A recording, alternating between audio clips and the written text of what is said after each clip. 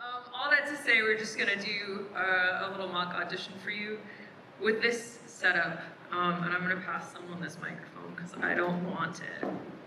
Oh, also, sorry, we're gonna do what's called a slate, which if you're not familiar with that, when you go into an audition room for theater, they don't know who you are, they didn't get your emails, or they didn't look at them, or someone else looked at them. So typically when you slate, you say your name, and then the two pieces that you're doing. When you're auditioning for theater, oftentimes they'll give you a parameter. We want 2 monologues contrasting within 5 minutes, or we want a Shakespearean monologue. Sometimes they'll be more specific. For the realm of the parameters that we were working with today, we were just going with 2 contrasting monologues under 5 minutes. Hi, my name is Carolyn Chave. I have a monologue from Danny and the Deep Blue Sea by John Patrick Shanley, and a monologue from The Pretentious Young Ladies by Moliere.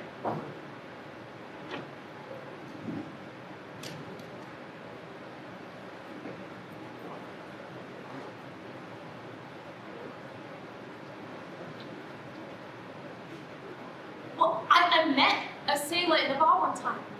Yeah, the outfit, you know? I was all over him. He turned out to be nothing but a pothead, but he laughed a lot, so it was too bad. So,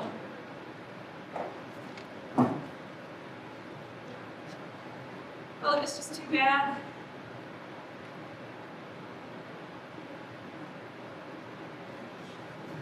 when we got married, me and Billy, that was my husband, We smoked this ball of opium one night, and it knocked me out immediately. I fell right asleep, and I dreamt about the ocean. Yeah, it was real big and blue, and the sun was right there, and it was real yellow, and I'm out there in the middle of this, and you'd never guess what I saw, just about right next to me. A whale. Yeah, a whale, and it came jumping out of the water, and the people on the boat start screaming, the whales are jumping, and no shit, these whales, they just start jumping out of nowhere. And I could see them through one of those little round windows, or right out the open, you know, whales gushing out of the water gushing out of their heads, a spout. Well, eventually, they all stop jumping. And the water went still. Got real quiet. And everybody went away. Except me. I kept looking at the ocean. So big and blue and different. Yeah, it was different then because I knew it had all them whales in it.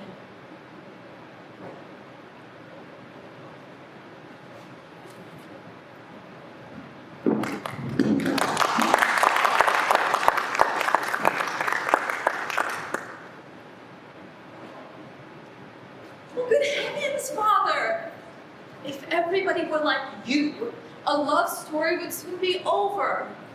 Matrimony ought never to happen until after other adventures. A lover, to be agreeable, must understand how to utter fine sentiments, to breathe soft and tender and passionate vows. His courtship must be according to rules. In the first place, he ought to behold the fair one whom he becomes enamored with at a place of worship, or when out walking, or at a public ceremony, or else he should be introduced to her as if by chance. And when he leaves her, he should feel a pensive and melancholy mood. For some time, he must conceal his passion from the object of his love, but pay her several visits, and in each one he ought to introduce some gallant subject to exercise the wits of the company. When the time comes for him to make his declaration, which typically should be contrived on some shady garden walk with the company at a distance, it should be quickly followed by anger, which is shown by our blushing, banishes the lover from our presence.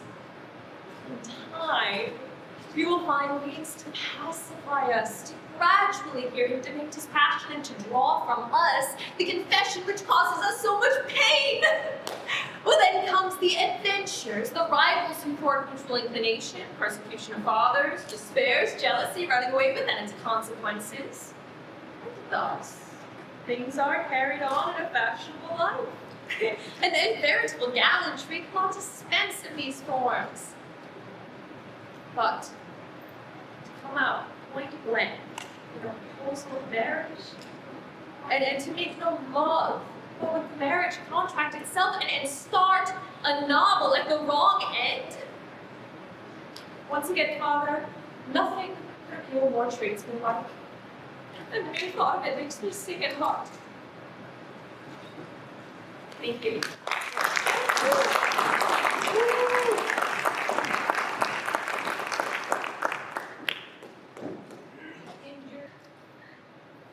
So Carolyn gave an introduction and also kind of gave a little bit of an education for how to slate, right? So the way she slated was, she slated both the monologues, contrasting monologues that she was going to do at the very beginning. Gave the name of the play, the name of the playwright, great. And then she dove right into it. And some actors give a slate, say I'm going to perform 2 monologues, give a slate, blah, blah, blah, do the monologue, and then pause, give another slate, and then dive into the next one. That's what I'm going to do, all right? So you will see both different styles. Is it too loud? Is it okay? Do I need a mic? Do I need a mic? Yeah, it's good? Okay, thank you. Hi, I'm Binaifer Dabu, and I will be performing 2 monologues. The first one is from Angels in America by Tony Kushner.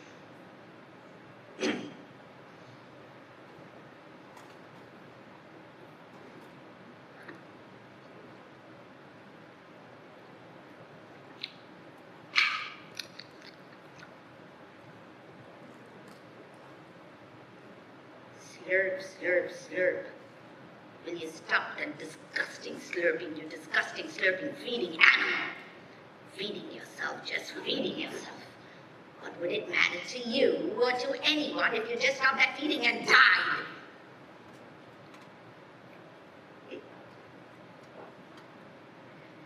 Have you heard of Nostradamus?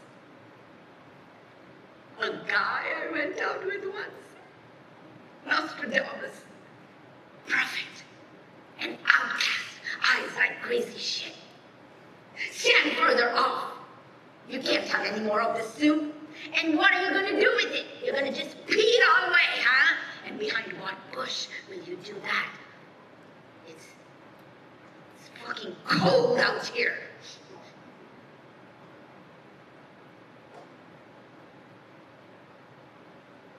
You want some soup?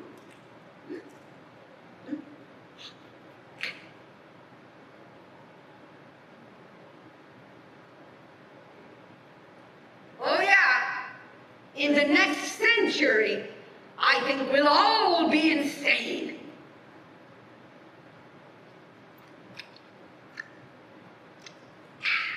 Thank you.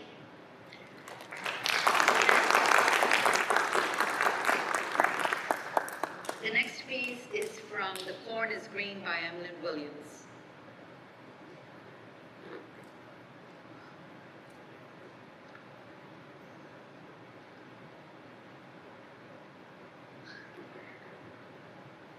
I never meant for you to hear this.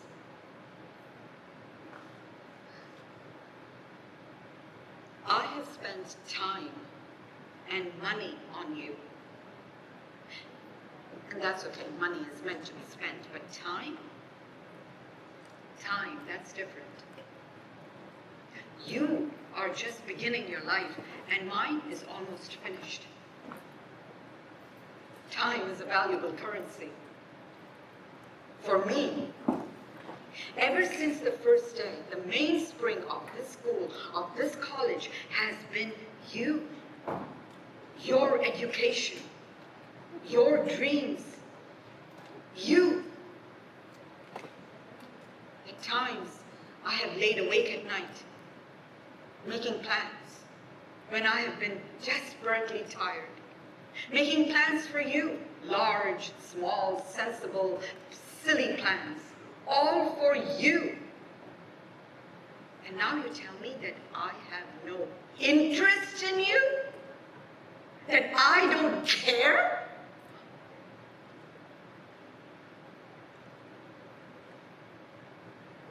If I say any more, I shall start to cry, and I haven't done that since I was younger than you are, and I will never forgive you for that.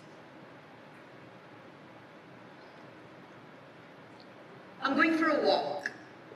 I don't like this sort of conversation. Please never bring it up again.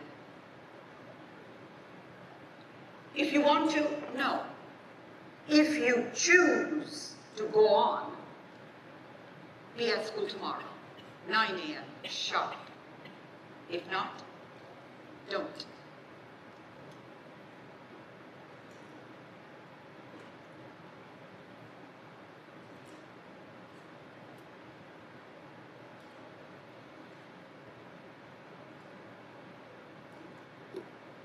Thank you.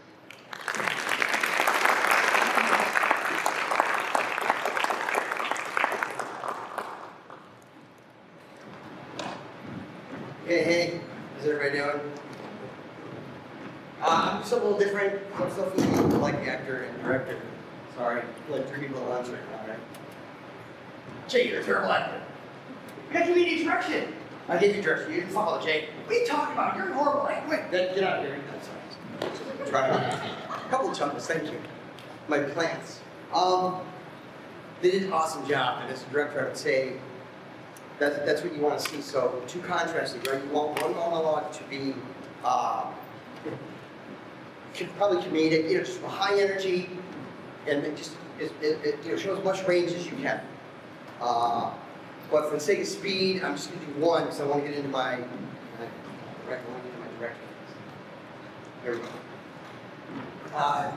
Jay Merante, this is for my hate Hamlet. I forgot the flavor of snake. Never do that.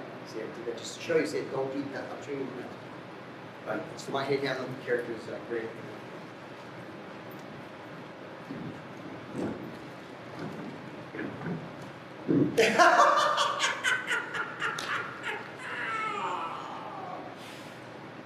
Can I be frank?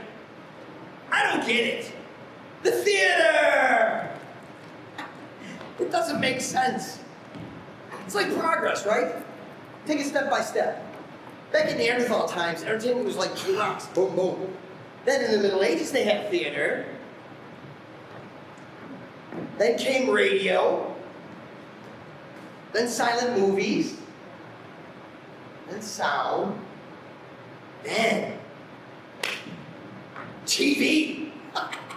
That's like art perfected. When you watch TV, you can eat, you can talk. You don't even really have to say, pay attention. Not if you've seen TV before.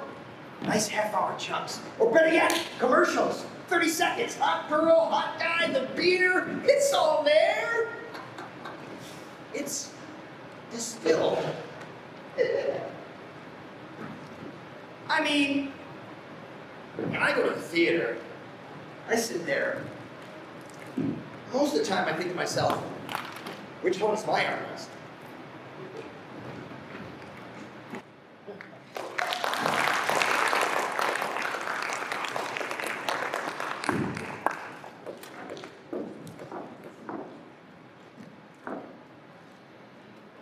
Entertaining questions? That's okay, I'll be the runner. We only have time for a few, but does anybody have any questions for our panelists tonight? One, Andy Condon.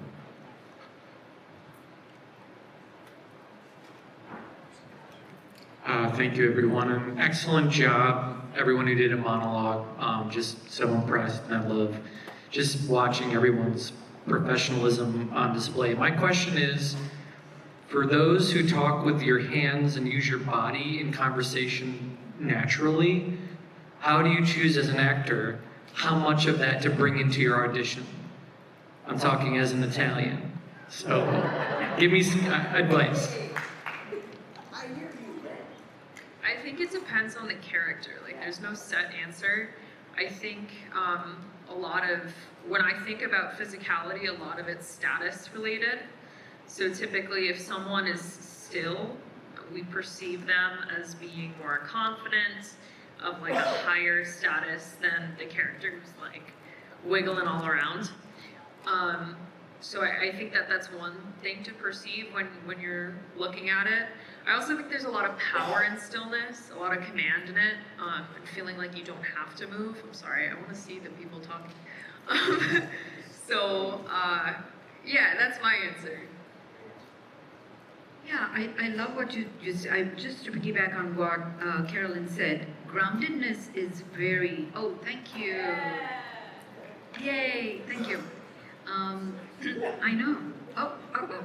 Groundedness is very powerful. It's extremely powerful.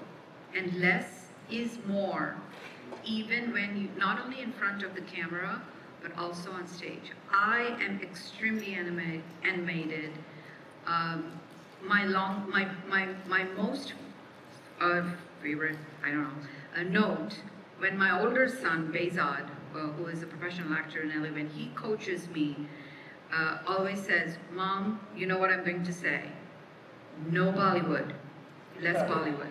And as soon as he says that, I know exactly what I'm doing.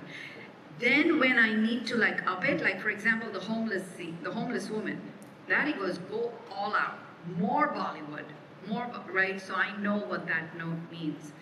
But even in that, just staying in, yeah, my foot was hurting today, but just staying at one spot and taking one step here and one step there, and then just planting yourself, there is so much power in that, even in comedy. So I really love that Carolyn started that thing up. Yeah. You want to say something? I don't want to hurt your hand. But what injury? I can't really add too much to that except, great question, but that's an awesome question. I think about that a lot. But when you're acting, you don't want to think. You want to feel more and kind of be. So that is something to conquer if you get in your head about it. And I say trust your director. A good director can see that. But what they said, it depends on the character, what's natural, you know. If you think you move your arms too much though, and you're up there, sorry, I do have to demonstrate, and you're going like,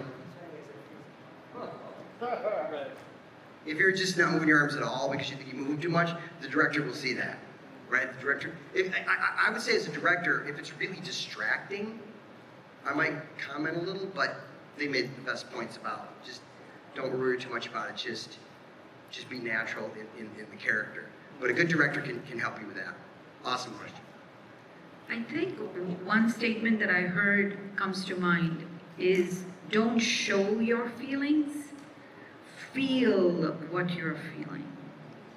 That's you telling the story. And I think that itself will bring you that moment. Great question. I'm trying to hit 3 questions. We're a little behind schedule. Rob. Yes, I found it very interesting tonight because what happened tonight in regards to contrasting auditions. I had sent an audition out on something I just auditioned for, but I didn't send the second audition. And they requested another audition with another emotion in regards to it.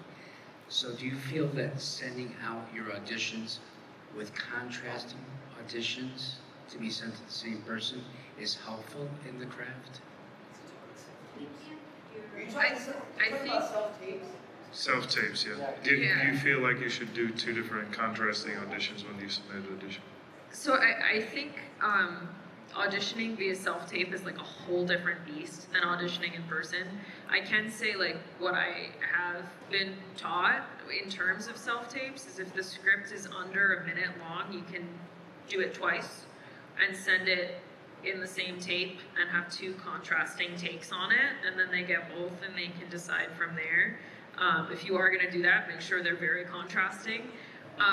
But in theater, it's a whole different game. You get like a parameter for the audition. Sometimes they'll want you to do sides, but most of the time it is 2 contrasting monologues. If you're auditioning for the season and there's Shakespeare in it, I recommend picking a Shakespeare. I don't like Shakespeare, so I bring in Moliere as my older piece. But you know, contrasting can be anything too, right? Like it can be period of Shakespeare and a contemporary. It could be dramatic and a comedy. It could be just two vastly different characters. You know, even if they're both a comedy, if one is a queen and one is a homeless woman, they're physically very different, and they speak very different. So I think I hope that answers your question. Okay. Yes, we have one more question, then we're gonna have to move on. But thank you, Dave. Do you take different approaches when you're doing a monologue like you just showed us, going into an audition with a monologue, as opposed to maybe going into an audition where you're just doing a cold read from a side? Do you take, does something change as far as your approach? So I can say personally, and I'm a bit of, can I curse in here?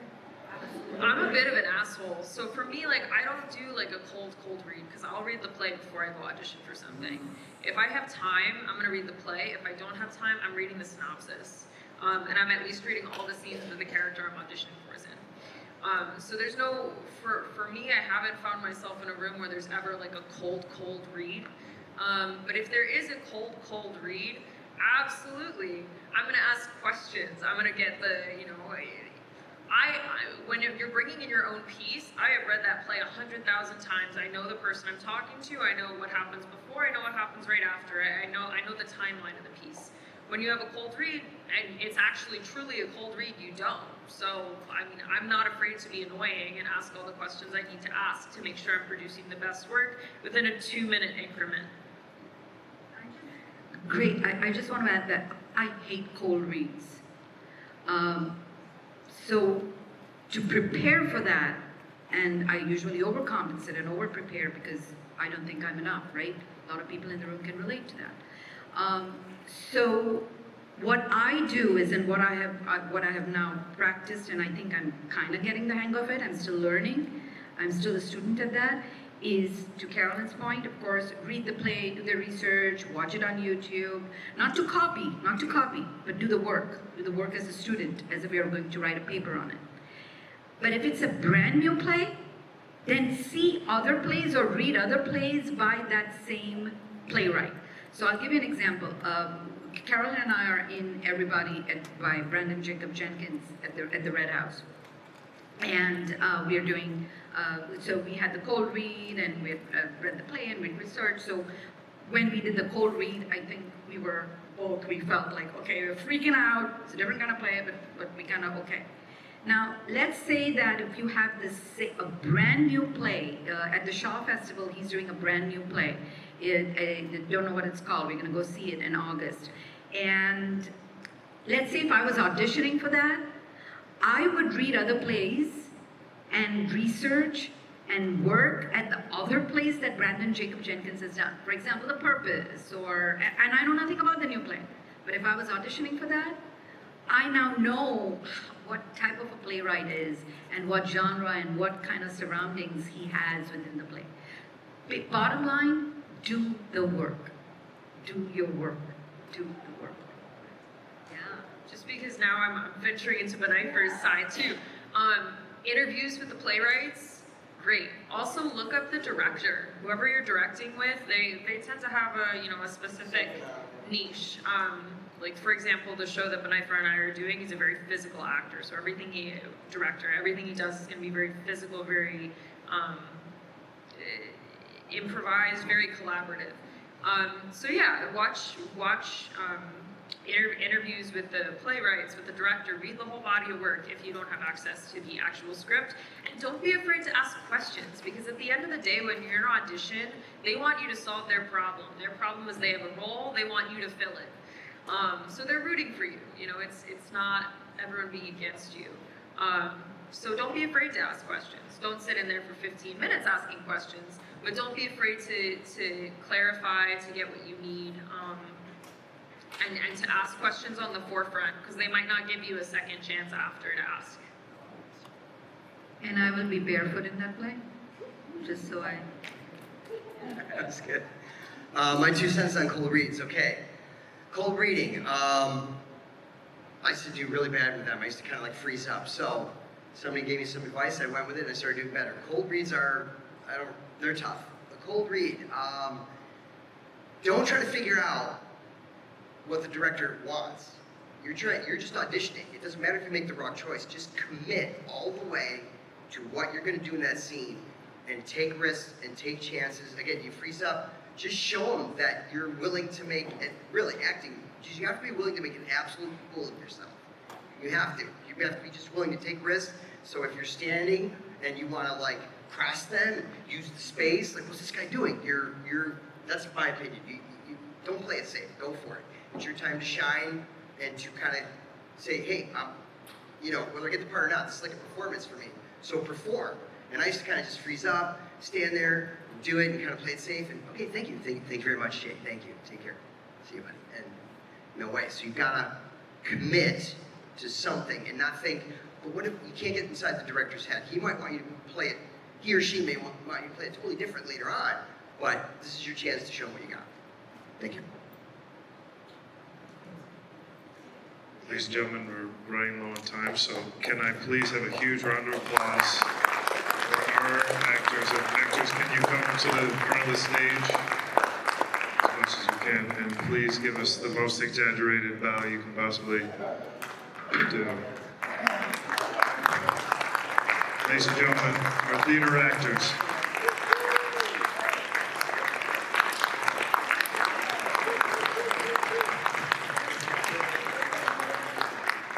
Thank you so much.